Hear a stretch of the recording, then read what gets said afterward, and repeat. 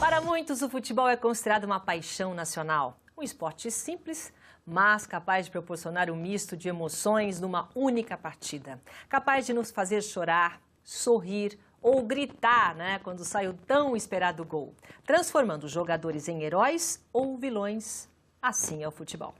Mas como preservar e manter vivos na memória esses momentos? Esses registros de vitórias, derrotas, Copas do Mundo e as mais diversas histórias, não é?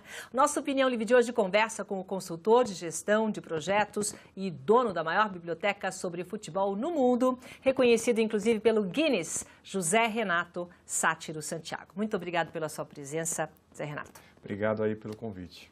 Estamos com 2 livros de autoria do Zé Renato. Vamos mostrar primeiro. Você é São Paulino? Sou São Paulino. Por um acaso, eu sou São Paulino. Mas não é esse o motivo Eu tenho 10 livros escritos, né? E esse é o meu primeiro livro sobre o São Paulo, né? É um almanaque que diz a história do São Paulo desde 30 até esse ano, né? Então, é toda a história com todas as fichas técnicas de todos os jogos. Nossa, é um registro e tanto, hein? É um trabalho árduo, né? Eu e o seu Raul Snell é um amigo que ele anotava sempre na cadernetinha. E ele, de moleque, década de 40, assim, ele anotava nas agendinhas e a gente transformou isso num livro. Então, as agendinhas, a anotação de um garoto de 4, 5 anos viraram o almanaque do São Paulo. Como é que você achou essa agendinha e esse contato? Então, o seu Raul, a gente se conheceu... Não sei como a gente se conheceu. Fui na casa dele e vi uma caixa de cadernetinhas, né? E aí eu perguntei, seu Raul, o que é essa cadernetinha, né? Nossa, então estava tudo anotado e com letra de criança, sabe? Aquelas letras bem redondinhas. Não, aqui tá vendo, tem todos os jogos. Todos com os o resultado. Com as fichas completas e alguns comentados, né? Olha, que São Paulino isso aqui é o máximo. São Paulino é uma relíquia, né? E tem a questão da história do São Paulo mesmo, né? Que o São Paulo tem uma polêmica se é a história de 35, se é de 30, né? E a gente resgatou toda essa história e é de 30. O São Paulo é o time mais novo da cidade, né? Da capital, mas ainda assim é de 30, né? E tem essa polêmica. Muito bem. Tá aqui, olha, bastante. Até quando que vai? Até quando tem registro aqui? Até 2013. Olha finalzinho só. de 2013. E aqui os clássicos do futebol brasileiro. E nesse aqui? Esse aí já é um livro muito mais nacional do ponto de vista que ele mostra os clássicos de todos os estados, né? Se tem um problema, os livros de futebol, que são assim, normalmente as pessoas fazem muito do eixo Rio-São Paulo, Minas, no máximo, do Sul.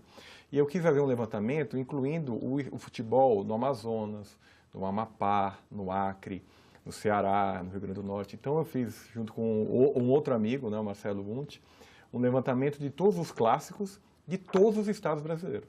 Nossa, então tem curiosidade do Acre, do Amapá, né? E é por isso que eu tenho um acervo. O acervo é um local, uma fonte de pesquisa para os meus trabalhos do livro. Que os livros são uma forma que eu tenho para manter o meu acervo. Esse aqui, por exemplo, serve de consulta para esses novos narradores, para quem está participando, quem quer realmente trabalhar com futebol, serve como consulta, porque você tem aqui registro de cada um com comentários e tudo. São mais de 200 clássicos, a gente está falando de quase mais de 1000 times, né? São mais de 1000 times contadas as histórias aí. Que maravilha. Bom, então tá. Então, por conta dessa sua paixão e você, quando começou a captar, né, e guardar esses dados, começou o seu acervo. Conta um pouquinho do seu acervo. O meu acervo começou com essa mania de anotar, né? E começou do meu avô. O meu avô, ele fundou um time de futebol na década de 50. A minha família é toda do Ceará. E meu avô criou um time de futebol porque ele achava que o futebol era uma forma de integrar pessoas. O meu pai jogar futebol, o meu tio jogar. E ele criou um time com as cores da seleção brasileira. Tá. Como chamava o time? Ainda existe. Ainda tem? É o Floresta Esporte Clube. Olha só. É um time, foi fundado em 54, que foi o ano que a seleção começou a vestir de amarelo. E ele fundou esse time com as cores da seleção. Que era uma forma até de atrair as pessoas que gostavam de futebol brasileiro e da seleção. E o meu avô, ele anotava os scouts dos jogos. Então ele ficava atrás do gol anotando os jogos do time dele. Tá. Do time dele. Essa paixão foi tão grande que o meu avô, depois de um tempo, ele murou o estádio, o campo onde o time jogava e criou um estádio no quintal da casa dele. O quintal da casa do meu avô, em Fortaleza, tem um estádio para 2.000 pessoas. Olha que máximo! Não, é uma coisa absurda, né? A gente não consegue imaginar. E o meu avô, ele era aposentado, quer dizer, vamos fazer parte de um muro, outra parte de outro muro, vamos fazer a rede agora. Então demorou anos para esse estádio ser sonho que você construído. acompanhou. E eu ia lá de férias e eu vi o meu avô lá comprando cimento, comprando uma rede. Aí um jogador... Hein? Isso dá um filme, hein? É uma coisa fascinante. E meu avô guardava os jornais, né, para me mostrar. Então eu ia para lá no final do ano e tinha um monte de jornal guardado lá do lado da rede dele. Meu avô dormia em rede. Né? No Nordeste tem essa mania de dormir em rede, meu avô sempre dormiu em rede. E aí eu pegava aquelas jornais que falavam sobre o time. E comecei a guardar.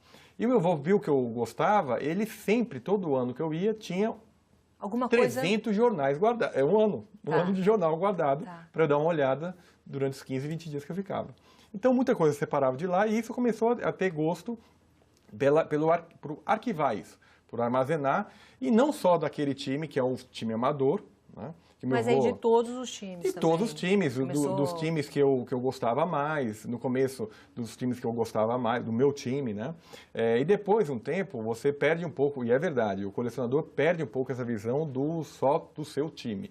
Não, né? Ele quer colecionar mais, pega amor, é isso, é um amor. Pega amor por qualquer equipe. Para mim, assim, uma coisa que aconteceu no Acre, um livro sobre o futebol do Acre, para mim tem o mesmo valor, ou até algumas vezes maior valor, do que um time daqui. Quer dizer, a história do futebol no Brasil, você tem praticamente... Porque, eu não sei, tem gente que tem isso registrado? Deve ter. Uma pessoa só, porque a gente até citou aqui no início, você está no Guinness. O fato de você estar no Guinness significa o quê? Que você tem o quê? Eu tenho o maior acervo de publicações sobre futebol. E aí então publicações tem de jornais. livros, jornais e revistas. Tudo que é papel, né? Eu tenho a quantidade grande porque esse trabalho começou justamente porque eu tinha muita coisa e eu não sabia o que eu tinha. E eu não sabia onde guardar isso, eu não tinha como guardar. Você sabia que você tinha um tesouro?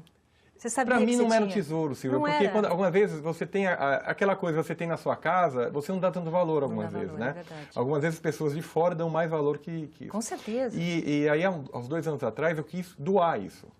Eu quis doar para algum juntando museu. muito, e que a mulher começou a falar, não, tem muita coisa aqui. Você bem sabe, né, Silvia? O maior Fica esse inimigo, monte de jornal. você bem sabe disso. O maior inimigo de qualquer colecionador é a mulher. Mulher, eu estou falando mãe, namorada, irmã, esposa. Porque sempre que a gente se mudava, a mesinha de centro da minha mãe nunca se perdia, mas o meu álbum de figurinha ia embora, a minha revista que eu gostava muito ia embora, né? Mas a questão não era nem essa, a questão de estar acumulando. A questão é que eu não sabia o que eu tinha. E eu achava realmente desperdício eu não saber nem o que eu tinha e acabar comprando coisa repetida. E eu procurei várias instituições públicas para doar. E não achei nenhuma. Ninguém queria. Ninguém sabia o que era, porque, na verdade, as pessoas não respondem. Vários órgãos públicos, secretarias de cultura, vários não respondem, não têm o mesmo interesse, porque é aquela coisa, para eles, é um monte de jornal, revista, tudo. Isso foi em 2011, 2012. Até 2011, 2012, você não tinha o que fazer com o que você... Eu tinha muita coisa, tinha alguns livros publicados, mas eu não tinha essa preocupação de coleção. Eu era um acumulador, que é a diferença do acumulador para o colecionador. O colecionador sabe o que ele tem, o acumulador, ele não sabe o que ele tem. Ele vai juntando. Vai juntando e não você sabe. Era um acumulador. Para mim, hoje eu me considerava um acumulador. Colecionador, eu tenho pouco tempo de coleção, digamos assim, porque eu passei a saber o que eu tenho. E aí, o que você fez? Vamos lá. E aí, como eu procurei e não achei ninguém, eu falei, poxa, eu tenho que arrumar alguma maneira de preservar isso. Eu peguei uma garagem na minha casa, na casa que eu tenho, uma casa de final de semana, e fechei a garagem e transformei numa biblioteca. Comprei prateleira, comprei estante, comprei deshumidificador, comprei todo um processo para armazenar isso, para classificar os livros, classificar a revista, classificar jornal. E você fez tudo sozinho? Tudo sozinho, tudo sozinho. Transformou em livros, muitos jornais, encadernou, tudo Encadenei, sozinho. tem muita coisa encadenada, né? Mas como o meu custo é o meu, né? Então, como é que eu consigo garantir a manutenção do meu acervo? Fazendo as minhas publicações. A minha profissão é totalmente diferente dessa. Eu trabalho com projeto, gestão de projetos, com empresas, tudo. Então, eu tinha que fazer uma forma do acervo ser autossustentável. E, para isso, os livros são uma forma que eu mesmo publico os livros, né? Eu que compro a capa, mando fazer a capa, editoro, faço revisão gramatical, olha, tudo. Que legal. Vou na gráfica, mando imprimir. Os livros são vendidos no meu site ou no meu e-mail. E mesmo assim está tendo essa notoriedade. E trabalho de formiguinha, né? Trabalho de formiguinha. E o Guinness, naquela época, para mim era uma coisa totalmente absurda, que eu não imaginava que poderia ser algo maior, né?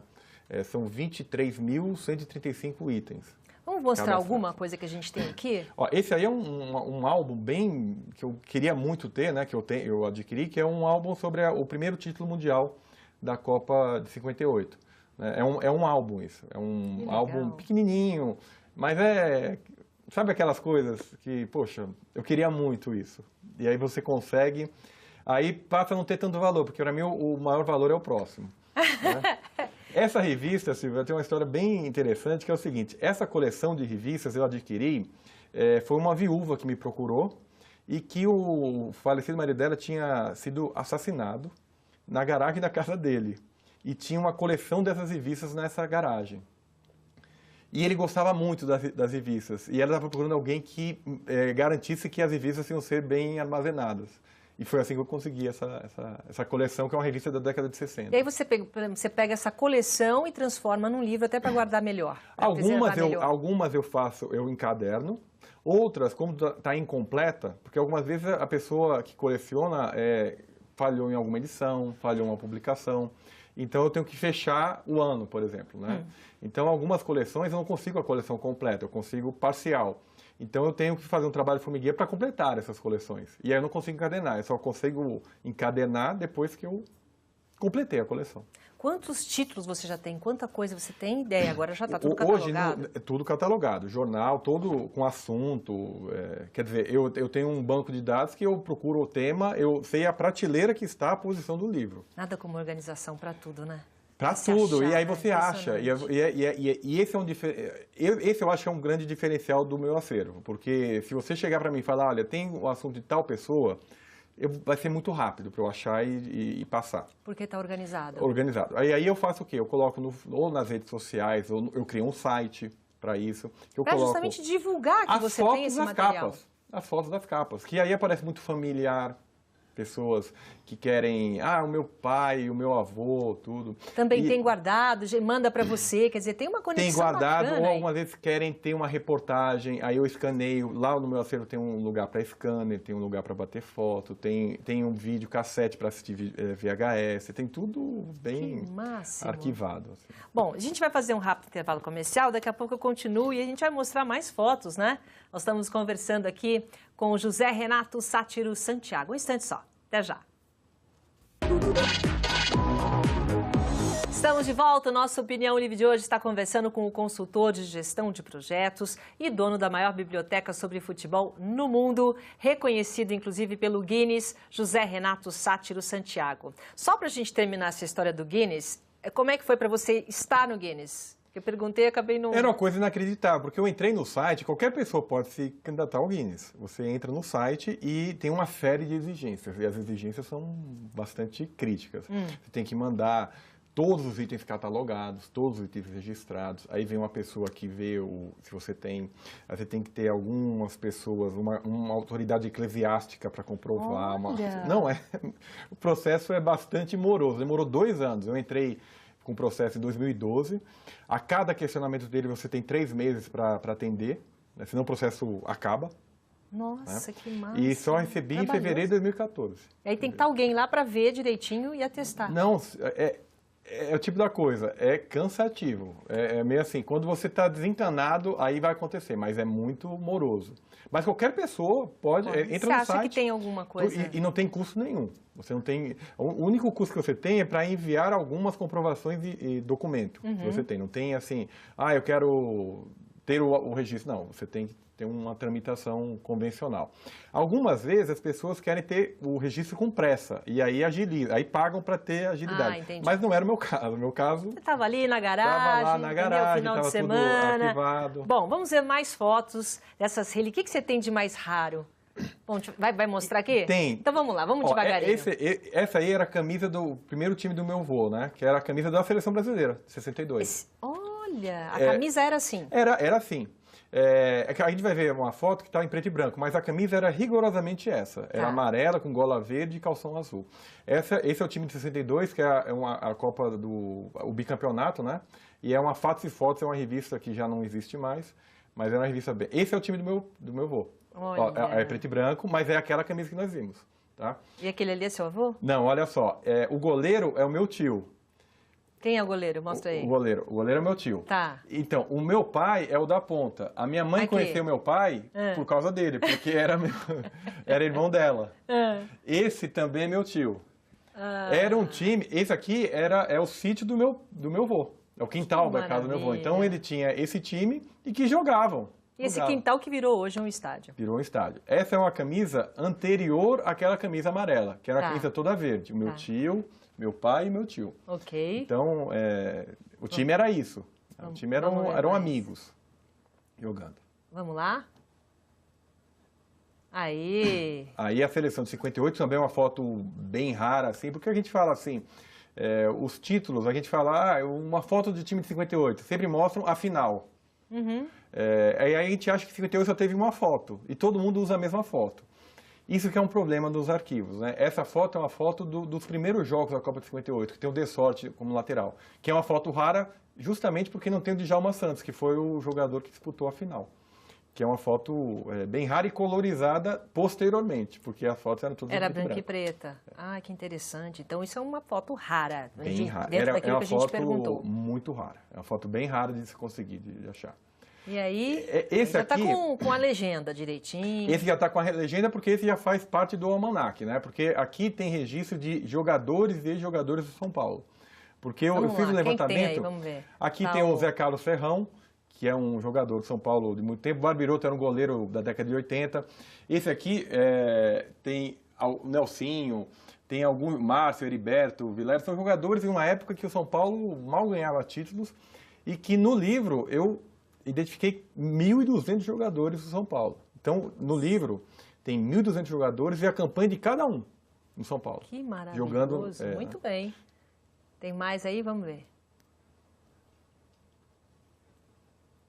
Agora já é uma coisa mais tranquila. Quer dizer, as fotos que você escolheu para mostrar aqui pra gente, né? Mais ou menos vai dentro daquilo que você ama, de paixão. Vai entregando o meu time. Mas essa foto eu coloquei porque esse foi uma das últimas vezes que eu fui para estádio. Eu não frequento estádio. Por quê? Eu acho muito violento. Eu sou daqueles que eu sempre frequentei estádios, sempre fui, chegava 3, 4 horas antes do estádio. Mas pode ser o DNA lá com o avô, não é? Então, mas hoje eu acho que as coisas estão muito difíceis de você encarar um estádio, chegar muito tempo, né, tudo. E eu frequentava muito estádio, eu era realmente fanático de ir em todos os jogos. E eu deixei muito isso de lado. E essa foto aí, você falou que era... É uma das últimas vezes que eu estava em estádio para assistir um jogo de futebol. Foi em 91, 92, e já em 93 eu já perdi, não por derrota ou vitória do time, porque é o que eu comentei contigo, quando o colecionador já não tem muito essa paixão, lógico, a não ser que seja o colecionador de itens e só do seu time. Essa coisa de não gostar de um time e não gostar do outro. Eu sempre torci para equipes que nunca foram campeãs, justamente para eu saber a história daquele time. Muito bem, acabaram as fotos então? Então vamos lá. Eu quero já que você puxou esse assunto, como é para você ter essa responsabilidade de perpetuar a história e a memória do futebol? Então, na verdade, a responsabilidade, todo mundo tem um pouco desse papel, né, de perpetuar. Eu sou mais um instrumento a uma pessoa que tem um acervo, que armazena, e o fato até mesmo de sair algumas publicações sobre isso, incentiva outras pessoas a fazerem. Eu acho que esse papel é mais importante, né? É incentivar que cada um, o que é importante para você conta a sua história, né? O acervo físico, o valor dele é muito pouco, perto do que realmente é resgatar a memória, né? Porque toda boa lembrança que eu tenho, ou as más lembranças, a gente guarda e compartilha com o outro, né? Não precisa estar em papel. Claro. Não precisa estar o livro. Mas eu acho muito maior, importante esse trabalho que você faz, porque assim, né, já que a gente continua com esse, não sei, essa conotação, né, o país que não tem memória, independente de qualquer coisa, você que faz com que isso aconteça, você acha que o Brasil não tem memória, a gente não preserva os nossos ídolos? Não, isso eu não tenho a menor dúvida. O Brasil, ele passa à margem essa questão, né? O Brasil, algumas vezes, a gente fica indignado com o descaso que o poder público, em geral, faz com a questão do futebol e qualquer outro esporte, né? Enquanto os jogadores têm o holofote da conquista, é uma coisa. No momento seguinte, acabou. Acabou, né? Tem que estar sempre aí, provando, né? E nós, as pessoas comuns, não. Nós temos a memória da lembrança a felicidade que a pessoa teve em compartilhar alguma coisa com a gente, né? A gente vê uma foto aqui, o Garrincha e o Jair da Rosa Pinto. O Garrincha morreu sem nada. Pobre. Pobre, sem nada e sem nenhum reconhecimento de nada. Mas veio o povo muito depois, gostava, né? Até hoje, reverencia, Garrincha, então, mas enfim. depois Mas é aquela coisa ele meio... também ajudou a morrer sem nada, né? Sem dúvida. Eu sou totalmente averso assim. O jogador gastou, vamos fazer algo em prol do jogador. Não é por aí. Você como gestor, não é por aí, porque né? senão a gente fica com aquela coisa de, poxa, eu tive a oportunidade, joguei fora, mas eu vou ter outra... Não é isso. Perpetuar a memória é muito mais do que isso, né? Pequenos atos podem significar isso. E o Brasil, eventualmente, o poder público gasta muito com algumas coisas que não vão perpetuar a memória coisa nenhuma. É mais um holofote, show... Isso tem um valor duvidoso, porque o valor é de curto prazo. Bom, a gente tem mais fotos aqui, vamos ver mais algumas. Esse aí é um goleiro que foi recordista mundial de tempo sem tomar gols. E é um brasileiro, Neneca, que as pessoas não lembram dele. E está por aí, está bem de saúde, está tudo bem. E é uma prova quanto a gente esquece os nossos ídolos, que é um goleiro brasileiro, negro, que o Brasil teve uma questão com um goleiro negro por causa do Barbosa em 50, que sofreu gol. E o Neneca foi recordista de maior... Da seleção? Nunca jogou na seleção. E é recordista mundial de tempo sem tomar gols. E onde ele jogava? Ele jogou no Guarani, foi campeão brasileiro pelo Guarani, jogou em Pernambuco, jogou em vários países, vários estados. E nós não lembramos dele. Mas você tem essa... Bom, vamos falar dessa daqui, daí eu continuo. Aqui nós temos aqui o Orlando e o Pinheiro, são jogadores de São Paulo. Anos 50. Anos 50, e aqui embaixo o Pinheiro já é com a camisa antiga da seleção, camisa branca, que é o primeiro uniforme lá da década de 30, década de 50, que o Brasil deixou de usar porque perdeu a Copa de 50. Tá? O futebol também tem muito essa coisa da competição. O Palmeiras jogou com o azul, não jogou mais em 54, né? O Corinthians jogou com o uniforme de tal cor, deixa de usar depois que perde. Tem muitas essas curiosidades aí no futebol de forma geral. Dentro de tudo que você coleciona, o que você recebe, tem assim, você vai de alguma forma construindo uma história, né? É como se fosse um quebra-cabeça, como você mesmo falou. Então, às vezes você recebe um álbum de figurinha, falta alguma coisa, você vai buscar. Às vezes você recebe uma coleção, está faltando, você vai pesquisar. Tem alguma coisa que você queria muito, realmente demorou para você conseguir? Olha, sempre o meu desejo é o próximo, né? Então, a partir do momento que eu consigo, ele Isso é uma coisa de acumulador, né? Ou não? Não, eu sei, mas tem algumas coisas assim. De criança, eu tinha uma coleção de figurinha que vinha no chiclete, que chamava Futebol Card, que vinha num chiclete grande, assim. Não é do seu tempo, é do meu. Espero que não. Não é do meu tempo, que eu sou mais antigo. Tá que é um bom. chicletinho bem fininho, horrível o chiclete. E eu queria muito. E numa das mudanças de casa, a minha mãe, a mesinha de centro não perdeu, mas a minha coleção de futebol card perdeu. E você tentou? E eu consegui há uns 2 anos atrás, eu consegui a coleção inteira, certo? Então essas coisas me dão um valor, não é o item mais valioso, do ponto de vista de item de acervo. Mas para mim é muito mais valioso do que o primeiro livro de futebol do Brasil que eu tenho também, que foi uma luta conseguir também. De quem? Do Antônio Figueiredo, que é um livro de 1917. Né? Porque algumas vezes, Silvia, o livro parece que vem para mim assim numa sorte, né? Teve um livro que eu adquiri... Acho isso, eu acho que vem porque tem que vir. Você tem uma missão aí, você teve uma missão de resgate...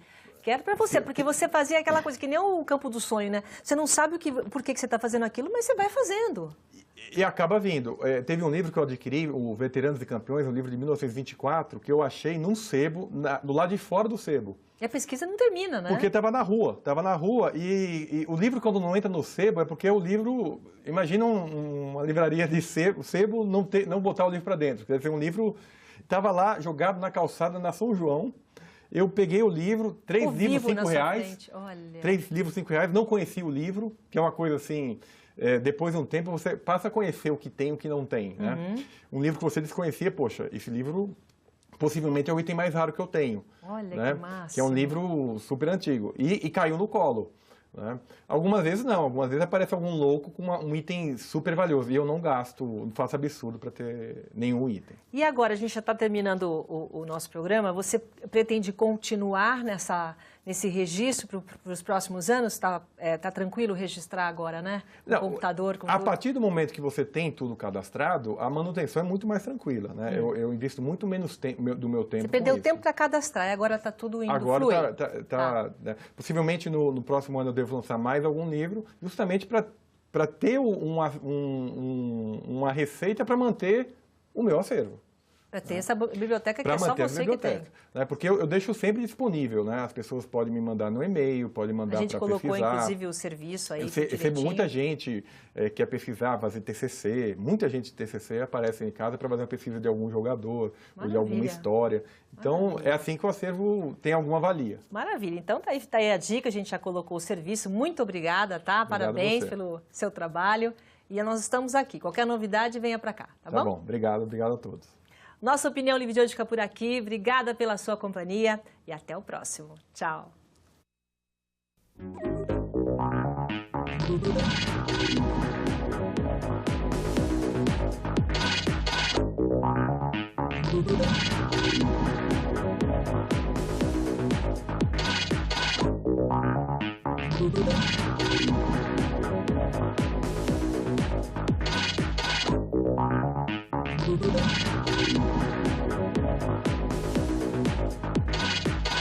Informações sobre uma vida mais saudável e com qualidade de vida você encontra aqui na TV Unip.